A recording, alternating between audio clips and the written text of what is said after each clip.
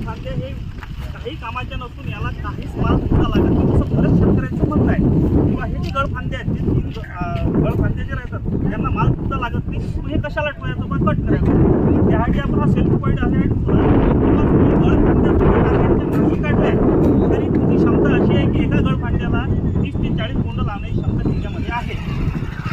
जेणेकरून की हा मेसेज फक्त यासाठीच होता की जे गळफांद्या काढणारे कास्तकारांची पण नाही काढल्या उत्पन्नात चांगलं भर देऊ शकता.